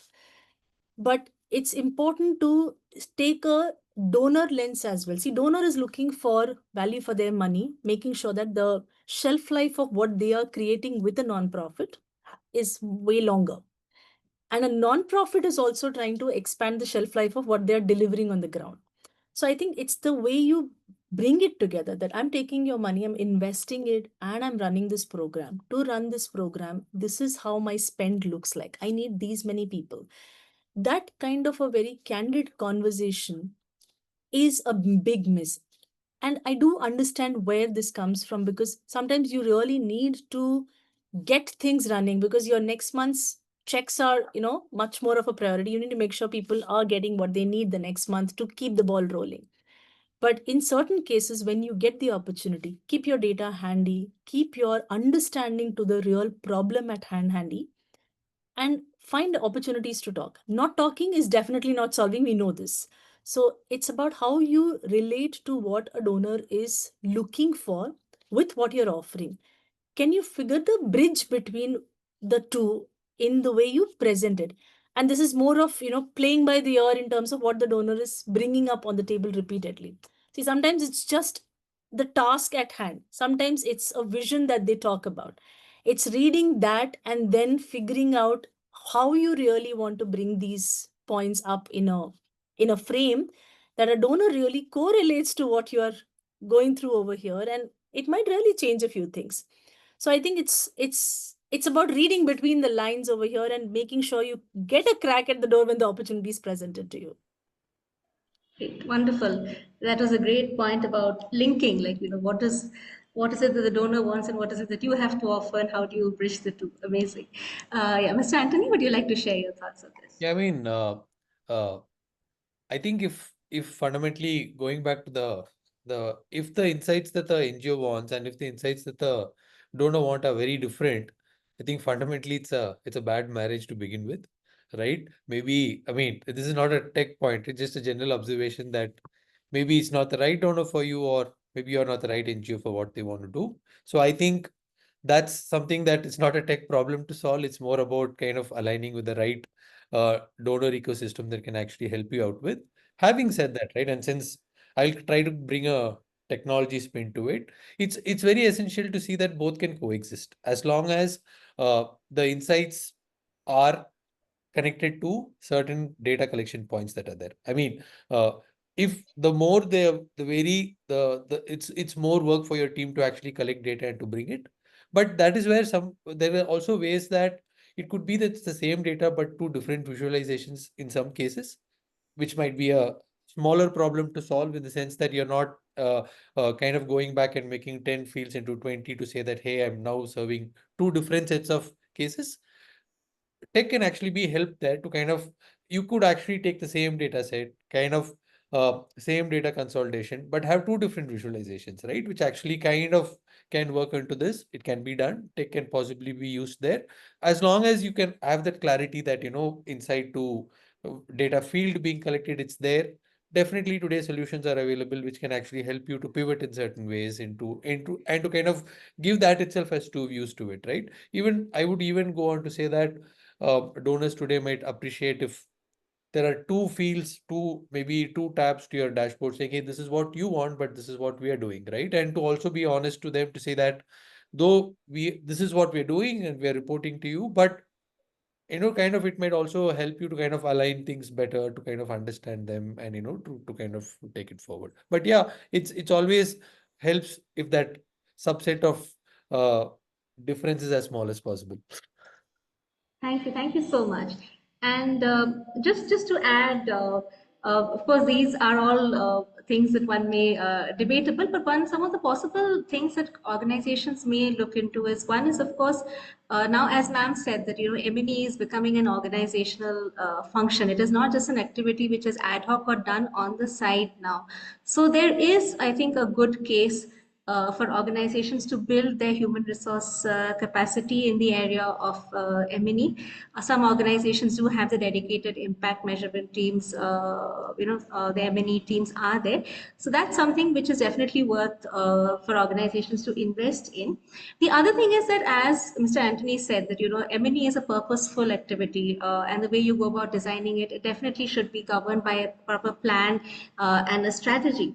And then I think the other important aspect which comes in is about, again, this is not a new point, just linking to what our esteemed speakers have said today, is about the learning strategy. So once you do, you do have an M&E system and you do have data coming in, and then that is analyzed and insights are coming in out of that, then what are you going to do with that? Because sometimes what happens is that just stays till there. So I think it's important to also have the proper institutionalized strategies of learning, which happens, based on the data and the insights from the data which are coming in. And there are some interesting examples of how organizations do this. So I think one of the international organizations, agencies, what they do is that they have a lot of reports coming in, which are pretty, thick, which may be 150, 200 pages. So what the organization does is when they receive those reports, they make it a point to prepare a digest of findings out of it. So they actually go through the report and they're actually preparing a digest of findings out of it. So that way the people are actually reading the report and assimilating what is important out of it.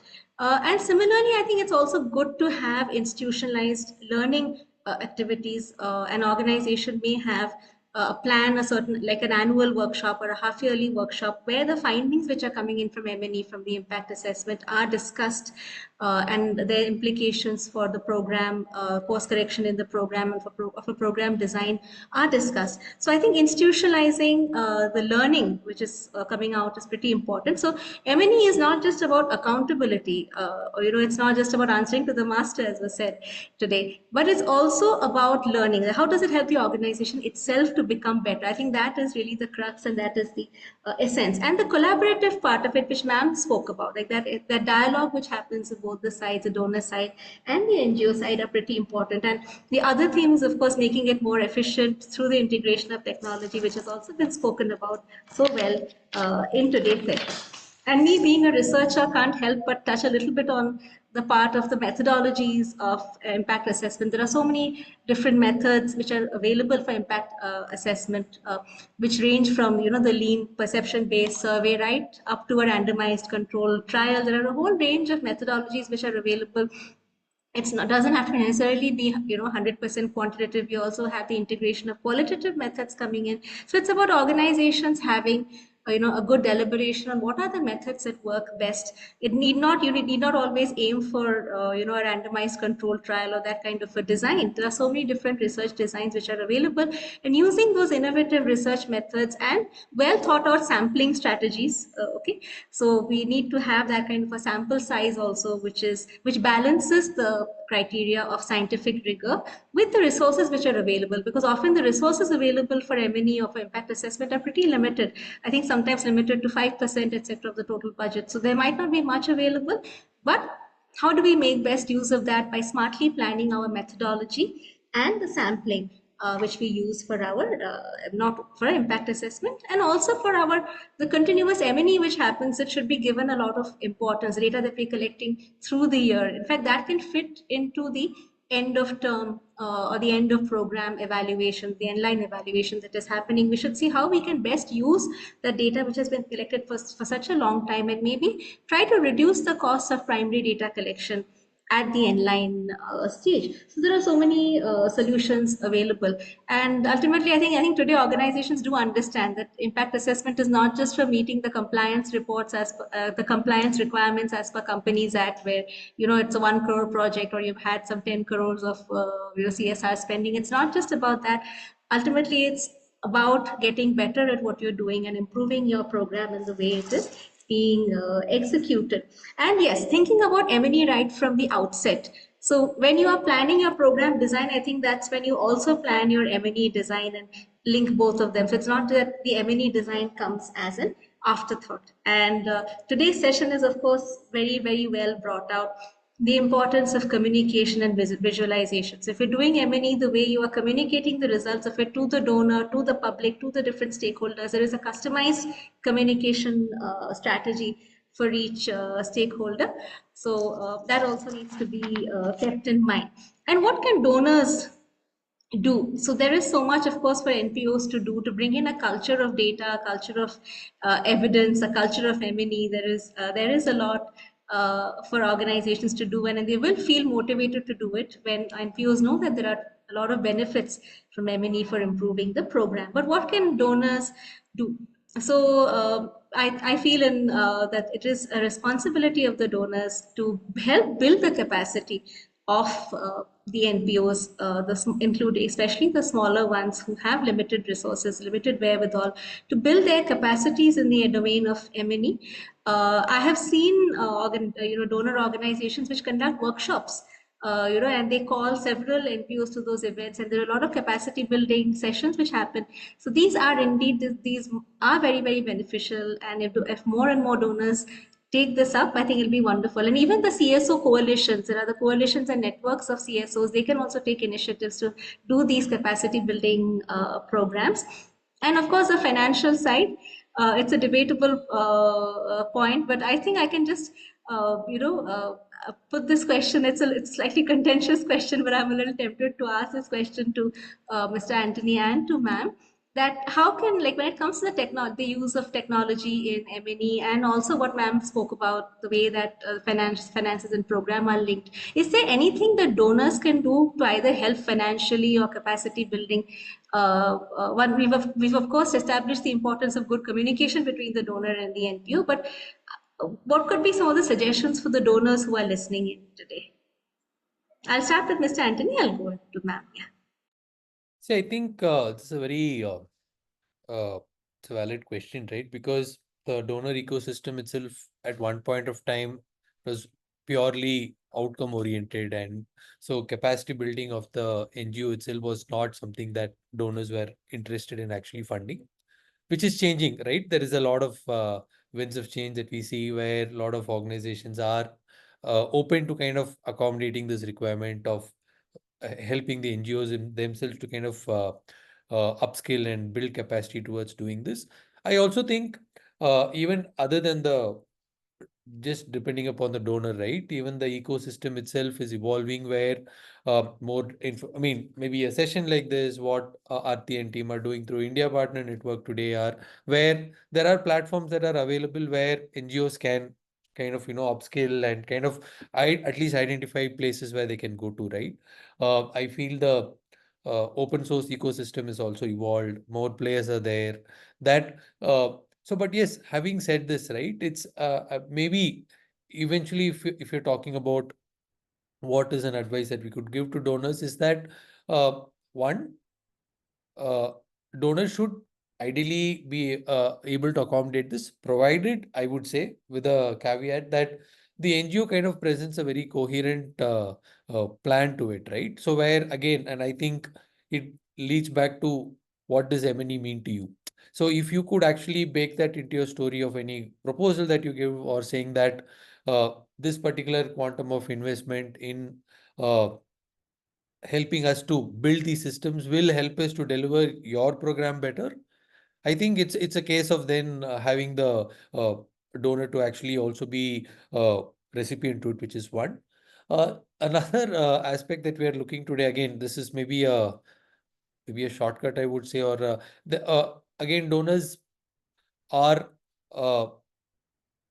kind of go with what is more prevalent, right? So today we also see a situation where there is more funding available for AI-based initiatives as such, and so we see a case of a lot of NGOs wanting to bring AI into their work. They don't know how, they don't know why, but that's because that's what the donor wants, right? So this is a great opportunity for NGOs also to tap into it, where they not just demonstrate the use of AI in program delivery, but even in terms of their upskilling, which might have some resonance with donors today who might possibly look at it from a different lens because it's actually AI based, right? But again, uh, it has to be baked into the story, right? As long as you treat it as vestigial or good to have, and then talk about it vis-a-vis talking about it as an integral part of your delivery itself, I think that messaging will definitely help the reach to the donor ecosystem. Thank you. Thank you so much. Ma'am, would you like to share your thoughts? Sure. So it's I would say it's happening in different formats, right? I mean, there is no one standardized answer that I can think of. But I think, see, this is as a problem statement to interpret and help nonprofits see through M&E. Donors are slightly more equipped to read in between the data to a certain extent, especially from a finance point of view. So I think three parts. One is there is an awareness issue. See, nonprofits, again, they're all of different levels of maturity when it comes to M&E readiness, if I have to say. And like Andrew talked about, there are different tools. India Partner Network also has an M&E assessment tool that helps you kind of take a quick check on how far have you come. It can't be only an NGO's homework. Can a donor in an NGO understand what is really happening here, how they can come in and help or guide them in terms of what they expect versus where is the gap? Is there a dialogue that can be opened up, so that awareness of knowing your maturity and talking about it? I think that's one thing donors definitely can encourage and build as a matter of, a habit, or maybe some kind of a part of their regular sinks, small bacon into their, the check-ins and the various exchanges that they have. It gives non-profit an opportunity to see that this is something serious, I need to understand this better, and there is somebody invested in the process with me to even decode this. So that gives a lot of comfort for them to really open a lot of trial and error gates, see what works. How do you really test out the financial angle, or for that matter, the data that is coming to your various LFA structures that you've identified for your program? How does that speak to you on the program's efficiency and effectiveness? It's a solid conversation to get started. Second is, I think we are asking a lot of nonprofits to do many things, and it can get very, very challenging for them to put everything on top priority. I mean, everything cannot be urgent and important at the same time. Can donors come in with the right kind of questions? See, you are having some kind of an end, the point which Anto said, the insight. You know what you're looking for. Can you nudge the nonprofits with the right kind of questions so that they look at the right data to feed the insight. So turn the problem the other way. Just flip it and see if right kind of questions can be brought in. That's another parallel dialogue that can be started. And I think also the third being, going slightly beyond program in terms of, is it an execution problem? Is it a structure problem? Or is it just sometimes delivery itself is tough? So knowing where the problem lies will help you know what your M&E design needs to be like. And this is again going to require some bit of a dialogue. So some of these are very nuanced aspects. I cannot really, like I said, no one standard way to, these are 5 checklists kind of a thing that donors could try. But I think talking this out and figuring it out and asking the right questions might really be a great lacuna builder over here. I mean, you can actually address many open threads and start fixing for it. Thank you so much, ma'am. Actually, we do have some questions which are pitched at a slightly broader level, at a higher level. I will just share those questions with you because I feel for the benefit of our audiences today, maybe though that is important to answer. Some of the questions which are coming in are about an overall format, an overall framework of M&E, like what goes into an overall format and framework of M&E. So for one way, one possible way is that we can start off with a theory of change. We operationalize a theory of change into a results framework, and then we kind of operationalize the systems that we talked about. That how do we go about actually measuring the different indicators? Then that's where all the processes come in, data collection, etc., come in, and that is how it is linked to today's session. And of course, there are technology platforms also available for operationalizing the M&E systems. But ma'am, for the benefit of some of the CSOs, especially those who are operating in the very remote areas, how can they make a start? What are the top 2 or 3 actions that they can do to start a culture of M&E and to go in the right direction? I will start with you, ma'am, and then I will ask Mr. Anthony. Sure. So this question sounded to me like, I need to know what is my health gap. So first I do a checkup. So I go to the test center and give my blood and know, am I having a cholesterol problem or is it a diabetes or something else? So I think first is the check. You know where you stand today. Sometimes you might think you're bad, but you may not be bad. Or you might think that, oh, I'm like fully established, I have everything in place, but in comparison to what's happening, you might be slightly dated, you need an upgrade. So knowing where you are, I think, is your first journey to it. And this is exactly what we are also trying to solve, like as Antor also mentioned. So India Partner Network has this tool, which is one place you can just come pick up all of the M&E related. You take a quick assessment and it's super simple. And it gives you a stage-wise growth plan. I mean, you know what are the things you have to do step by step after it. That's one. Then there are a lot of other types of different tools which are there in the sector today, that has maybe some kind of a partner who can work with you. Answering those questions is a great starting point. Second, after that, I think it's about knowing the journey and staying the course. Not every single aspect of M&E you can address immediately. So figuring out what your priorities. So typically I know, having a LFA with the complete understanding of your theory of change, what is it that you are trying to do, having your log frame established, and a basic reporting structure. So we know these are non-negotiables for any program. You need to have a way to collect the data and report in a way that makes sense to you as well as to a donor, so that it's a cohesive relationship over a period of time. But over and above, sometimes, do you really need a budget? Do you need training? Some of these will require a little more of an immersive conversation. So a little more of an understanding with a peer-based model, or finding a local partner who can help see through gaps, because there are lots of people who do different kinds of M&E support they provide in the sector today. So they work with all kinds of nonprofits. So they have seen who has had a success rate, who has not had a success rate. So somewhere standing on the shoulders of certain such people who can give you the guidance and reduce the learning curve for you, I think that's another way to get started. It might, in certain cases, finding somebody, there are different ways again. So these are the kind of solutions we are also trying to build on our platform. But what I'm trying to say, larger point is knowing first and then sometimes figuring out a part of what is really as a priority for you. You might need a certain subject matter expert to help you decode that for your programs, for your organization. So one size fit all will not work, but having the dialogue to know as a best practice versus your practice, which one seems to fit, that can be perhaps solved only when you build that awareness and take it to a subject matter expert. Thank you. Thank you. I'm sure this will be very helpful for our attendees today. Mr. Anthony, over to you. Maybe I'll, since you also said, right, organization just starting in remote, one thumb rule, never do any review meeting without a dashboard, right? From day one, it can be just on Excel, right? Design something, don't talk based on perception or is it working fine.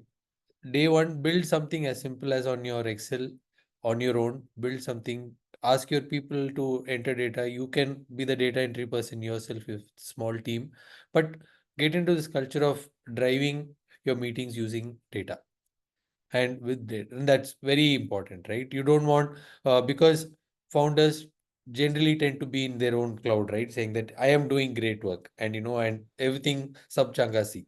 That's a feeling that you have and work is actually happening, right? You don't want that. So this particular culture of saying that, let me always run my organization from day one with a dashboard, which can be simple Excel based dashboards, right? Then it actually helps you to question, am I getting all the right data? If not, then you look at, okay, what data to collect? Do I get to the tool, right? And then as Aarti said, once you figure that out, get that into your culture, then start evaluating tools from that perspective. Again, some tools I mean, if you've got the internal capacity to do it on your own, you can do it.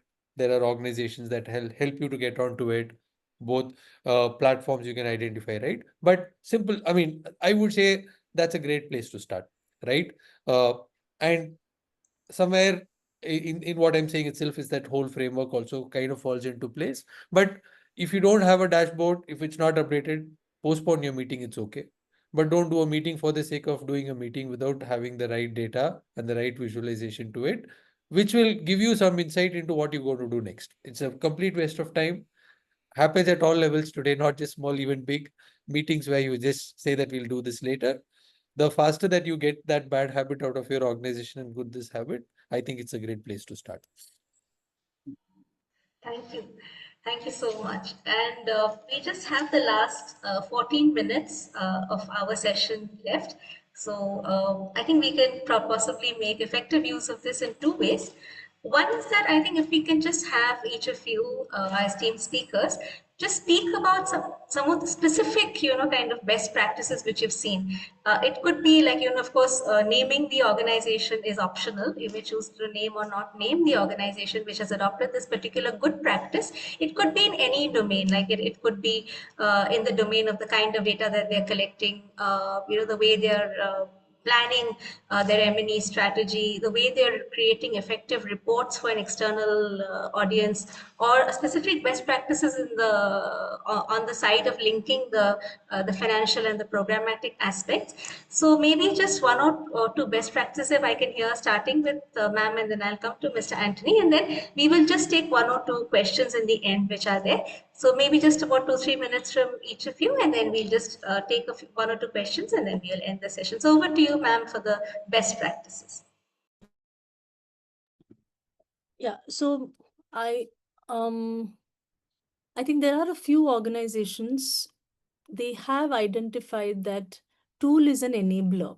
Eventually, it's the structure and the framework that you stick by. So not getting lost in the tool. So not many of them are able to do, and it's a constant battle. And it's not anyone's fault over here. The tool can be so complex at time it consumes you, or the framework you didn't keep it so clear that the tool is not able to feed in. If you can maintain the difference, and there are a few organizations who managed to crack it, they said we'll not go beyond an Excel and we'll just keep it super simple. But they used it as an enabler, but made sure what they're collecting is far more sharper than the tool itself. So I think that's a fantastic way to get the journey started. So you don't get lost in the forest, but you're keeping your eye on the problem to solve. It doesn't let your efforts get diluted. So your conversation starters are faster. Your data collection becomes far more methodical and targeted. That might be one best practice I would like to call out as the first thing over here. Thank you. Mr. Anthony, over to you. I mean, there are lots of success stories, right? I mean, and it's, I think, and those that we know and those we don't know also.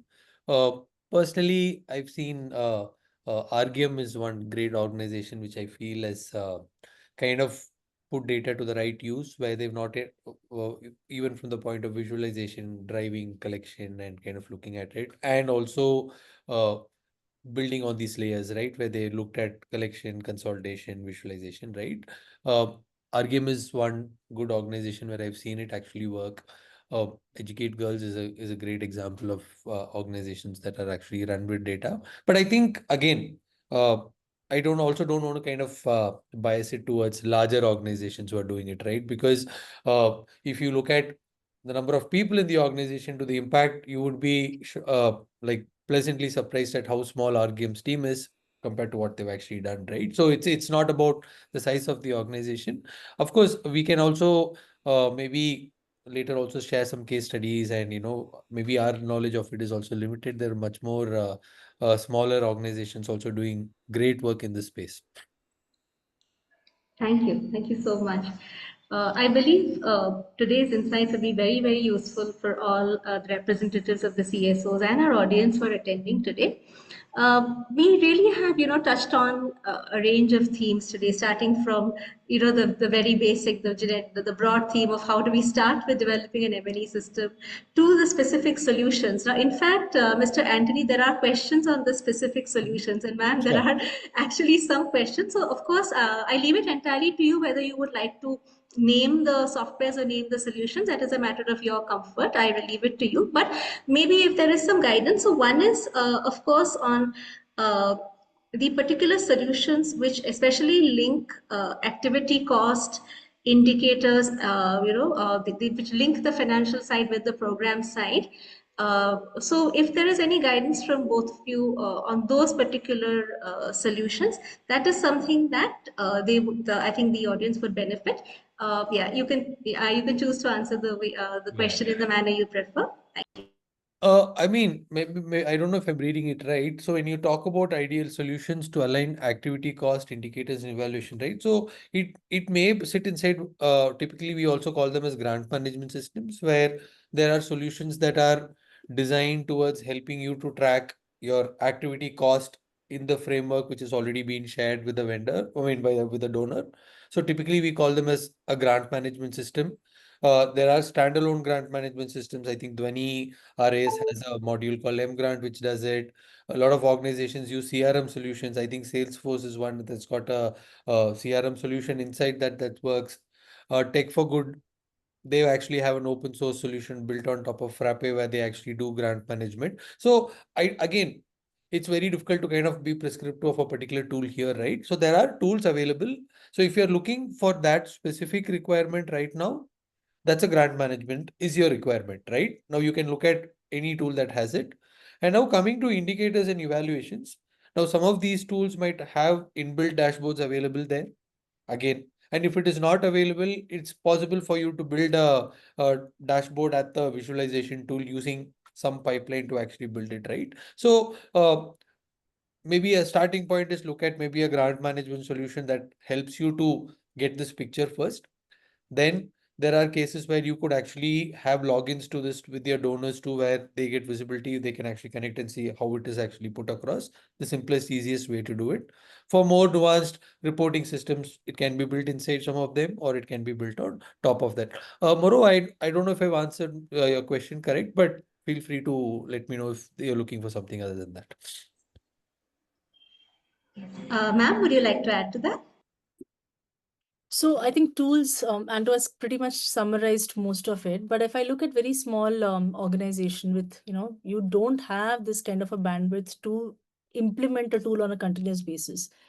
Just even, like I said, identifying ways, it's like a bagging your various parts of content in terms of your program or the activities you're doing to the cost.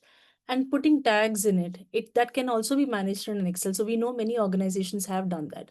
Some of the organizations who have actually done it, they've been able to really have a much more clear understanding of how much of a deviation a programmatic cost can be when a certain change in the agenda happens, which could be like, I don't know, I might just introduce something that, would you be able to do something like this? You are in a position to say, hey, this is more than 20% of what I could have managed, and hence it's going to be tough. So just even doing it on an Excel sheet or a tally will also work for you. But yes, I think pretty much as a solution set point of view, there are some standardized setups which could work for certain programs. And if there is a challenge, you just have to make sure you are tagging everything. So it's just making some kind of a connecting dot between the money and the mission. If you can join, you are in a good place. And again, if any of them want, if you could reach out to some specific use cases and what they're looking, we'll be happy to do some tool recommendations for them based on their requirements. Thank you so much. I'm sure that will be very helpful. There is also another question which has come in from our audience today. So as they start, grappling with their M&E systems and they start dealing more with data, I think they do these concerns related to data sharing, privacy, etc., which we had also discussed previously, those come in. So some of the organizations, I think there was a particular question, I'm sure other organizations also have a similar question in mind about developing policies like a data sharing policy and a data management policy. So some organizations do not have these policies in place. How can they start and how can they go about it? Any of you may choose to answer that. Thank you. Anthony, please go ahead. I mean, I think as even Aarti kind of spoke about it, right? There are places to get started today. So I think we also spoke about, I think this was something would have been covered in the previous lessons, right? About getting a theory of change, getting an LFA, and typically this is how it happens, right? So I think there is a lot of content which is already available and organizations that can actually help with this. So in case somebody still it's clear, I mean, get your theory of change, what you want to do, arrive at certain outcomes that you want to track and how you want to do it. This all can be Excel based. Today, it's not rocket science that you need some tools to actually do this. Once you figure that out, right? And that's when the actual process of saying that, okay, for these outcomes, what are the activities? What do I track? What data do I collect, right? So I think it's a natural waterfall cascading system that actually comes from there. Again, I feel that there is content available and organizations are there to actually help you out with that. Ma'am, so we'll just take this as anything you would like to add to that and the final comment from your side for today's session. Yes. Mostly, I think Anto has covered what can be done from a policy standpoint. So I just wanted to highlight a couple of things, one internal and external. So a lot of organizations, particularly now that you're dealing with data, please have some kind of an understanding. So like a mini definition or dictionary. When you say who is what or identifying the boundaries of data, that's an important thing. It can get very confusing at times. So knowing that, so a basic data dictionary, if I have to call it, or data definitions, no matter what you say, but having that commonly understood within the organization and communicating that to your donor, I think it really strengthens a lot of reporting. Second is, I think at a policy levels, most of the things, as you said, getting the consent, various other aspects where, you are keeping it absolutely minimal, sanitized data, you are anonymizing it, sharing a lot of aggregated data. These are the general best practices to follow in most cases. And over and above, it's just don't kind of commit to fitting anything because there is a certain challenge with it. Because the whatever the data is speaking to you, you are looking at it, you keep an eye on the dictionary and you just factually present that. And if there are requirements for any audit, having that ready in place, and which is why I'm insisting for the dictionary, that's the only add-on from my end. I think that helps strengthen your audit process also internally for you. And over a period of time, it also kind of calls out, did we really understand our data also in the proper way? So that can really be very helpful if you can introduce as a system for internal language practice of when you discuss data. So it's more of a data literacy exercise internally as well as an external connection with the stakeholders, so that it's more accurate communication of what you really are trying to say here. Any other final comments for today's session from your side, Matt?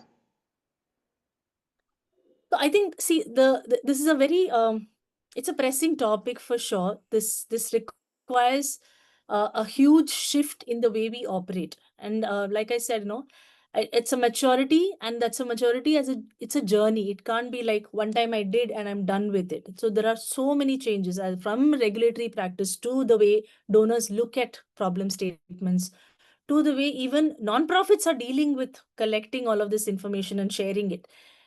It's a journey to undergo. You will come across many pitfalls. You will have success stories. It's not getting lost in the success or getting frowned with in the pitfalls, but make a record of it. Make notes. So having some internal institution memory to solving for M&E will go a long way, because leadership also will have a lot of transition in this learning. They will help the successor to understand this better, and that's how it gets sharpened.